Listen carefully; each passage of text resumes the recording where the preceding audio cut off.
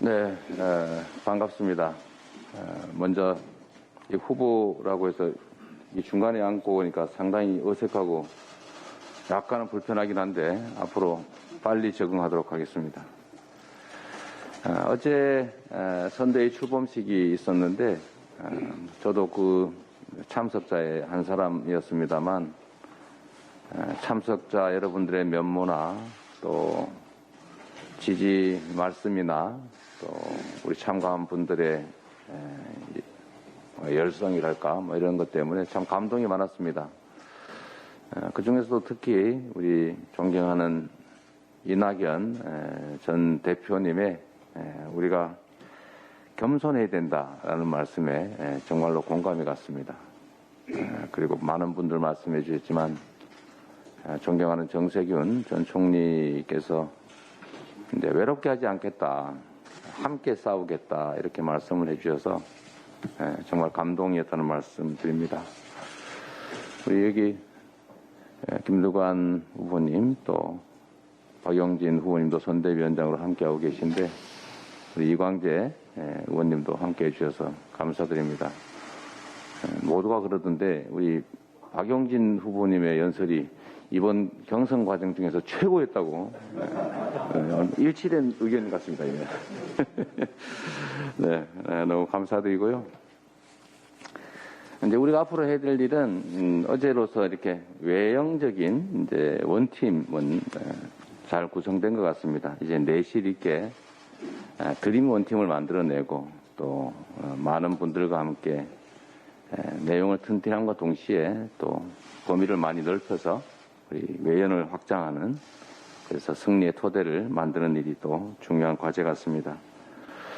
또 한편으로 보면 우리 선대위가 워낙 메모드급이어서 책임과 권한이 조금 불분명해질 가능성이 있기 때문에 우리 내부에서 각자가 모두 후보다 또 상임선대위원장이다 이런 생각으로 책임의식을 좀 더 제고해주면 좋겠다는 그런 생각이 들었습니다.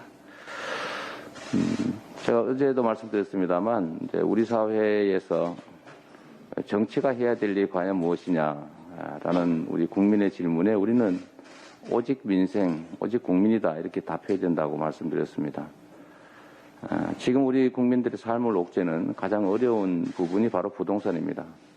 그리고 이 부동산 문제의 뿌리를 들여다보면 결국은 소위 지대라고 말해지는 부동산 불로소득을 특정 소수와 또 부패한 정치 세력들이 담합해서 독점을 하고 또 특히 부동산 투기를 통해서 부를 쌓는 이런 잘못된 과정 때문에 선량한 압도적 다수의 우리 국민들께서 고통받고 계신다는 게 진실입니다. 최근에 민간 개발을 추구했고 또 민간 개발업자들의 민간 이익분을 나누어 가졌던 이 부패 세력들이 갑자기 태도를 돌변해가지고 왜 공공개발을 100% 하지 않았느냐라고 이제 억지 주장에다가 적반하장식 공세를 일삼고있습니다. 위기는 기회라고 했습니다. 저들이 이런 부당한 주장을 하고 부당한 공격을 할 때가 바로 우리가 반격할 기회입니다.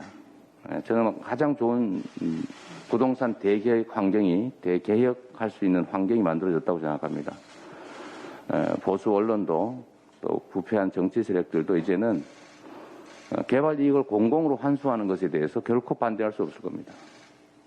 물론 어제부터 갑자기 논조가 바뀌어가지고 일부 언론들이 민간 시장을 죽인다, 민간 공급을 막는다, 민간의 개발 이익을 보장해야 된다면서 갑자기 또 180도 돌아섰습니다. 그러나 그건 명분 없는 행동이고 우리가 부동산 문제를 이번 정기국회에서 선대위에 참여하신 많은 원내 의원님들께서 확고하게 부동산 불로소득은 반드시 국민에게라고 하는 원칙을 지킬 수 있는 온갖 제도들을 새롭게 만들거나 보고 강해 주시기를 부탁드립니다. 이게 후보로서 우리 제1차 선대위 회의에서 첫 번째로 드리는 당부사항입니다. 제가 보기에는 분명히 또 이런저런 핑계를 대고 반대할 겁니다. 시간 끌고 저지하고 할 텐데 그러나 국민들이 원하는 바이고 본인들이 주장했던 바이기 때문에 망설임 없이 강력하게 부동산 개발 이익, 국민 완전 환수 제도, 또 분양가 상한 제도, 분양원가 공개 제도 등등의 또 개발 부담금 증액, 또 뭐 여러 가지 그 전 국민의힘 정권이 만들었던 민간 개발을 용이하게 하는 제도들을 이번 기회에 완전히 좀 개정해 주시기를 부탁드립니다. 두 번째 당부사항도 역시 어제 말씀드렸던 것과 관련이 있는데 경제를 회복하는 것이 가장 중요한 우리의 과제입니다. 기회 총량이 부족하다 보니까 경쟁이 격화되다 보니 친구가 적이 되어버리는 경쟁이 전쟁이 되는 이런 암담한 상황이 됐습니다. 기회 총량을 늘리기 위한 우리가 성장의 회복에 총력을 다해야 되고 그 구체적인 방법들도 함께 의논해서 제도화할 수 있는 건 제도화 좀 해주시고 또 정책으로 만들 것은 또 정책으로 만들어 주시면 좋겠습니다.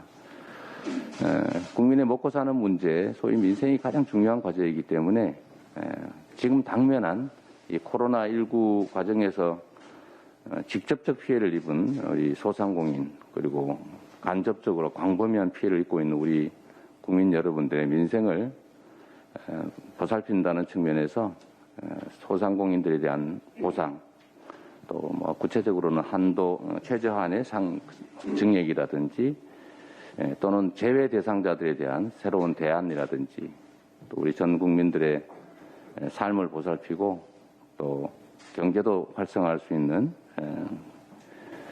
재난지원금의 추가 지급 문제도 적극적으로 추진해 주시기를 부탁드립니다. 제가 이제 공개 발언할 수 있는 기회가 많지가 않아서 오늘 한 말씀만 더 드리면 대한민국이 전 세계에서 여러분이 아시다시피 가계 부채 비율이 가장 높습니다. 그건 우리 국민들이 게을러서 빚을 많이 내서가 아니고 국가의 공적 이전 소득, 즉 국가의 가계 지원이 세계에서도 가장 적은 그런 정책적 환경 때문이라는 사실입니다. 물론 그 덕분에 가계 부채 비율은 높아졌지만 국가 부채 비율은 이렇게 전 세계에서도 가장 낮은 이런 비정상 상태가 된 것 같습니다. 아마 또 비정상 그랬다고 뭐라 할 것 같긴 한데 비정상이 맞습니다. 적정 규모의 가계 지원이 반드시 필요하고 이걸 통해서 가계를 보듬고 국가 부채 비율이 크게 장애가 되지 않는다는 사실을 우리도 좀 인지할 필요가 있습니다. 그렇다고 빚을 막 늘리자는 뜻은 전혀 아닙니다. 그래서 그런 기조가 필요하다 이런 말씀입니다. 마지막으로 민주주의에 관한 일반적인 말씀인데 첫째로는 우리 민주주의 사회에서는 정확한 정보가 유통되는 것이 가장 중요합니다. 판단의 기초가 되기 때문이죠. 그런데 이 판단의 기초가 되는 정보 전달을 이유로 우리가 특별한 보호를 하고 있습니다. 정보 전달이 왜곡되지 않도록 즉 헌법상의 국민주권주의와 정확한 정보를 통한 제대로 된 여론 형성을 위해서 언론에 각별한 보호를 하고 있는데 민주주의를 지키기 위해서 부여된 특권을 이용해가지고 고의적으로 가짜 뉴스를 살포하면서 민주주의의 토대를 허무는 행위들이 발생하고 있습니다. 이게 이쪽 측면뿐만 아니고 국회에서도 사실 독재 권력, 포괄적 국가 권력으로부터 국회의원들의 그 발언의 자유, 표현의 자유, 또 정치활동 자유를 보장하겠다는 취지로 만들어진 소위 면책특권이 범죄특권이 되고 있습니다. 고의적으로 가짜뉴스를 만들어서 유포하고 정치적으로 공격하고 민주적 의사결정에 장애를 주는 행위들이 지금 당장도 발생하고 있습니다. 그래서 이런 점들에 대해서 국회의원들의 면책특권을 일부 제한하는 것도 생각해야 될 것 같고 또 언론의 명백한 가짜뉴스에 대해서는 상응하는 책임을 반드시 부과해야 된다. 그래야 우리의 민주주의가 정상 작동한다는 그런 생각을 제가 계속 하게 됩니다. 저는 우리 국민들의 뜻을 쫓아서 이 소위 면책 특권이나 언론의 특권이 범죄를 할 수 있는 특권, 법을 어겨도 처벌받지 않는 특권으로 변질되지 않게 하는 장치가 꼭 필요하겠다는 생각이 듭니다. 앞으로 우리 선대위에 존경하는 송영길 상임선대위원장님 그리고 우리 윤호중 원내대책위원장님 앞으로 고생들이 많으실 테고 우리 공동선대위원장님들을 포함한 우리 선대위 간부 여러분들께서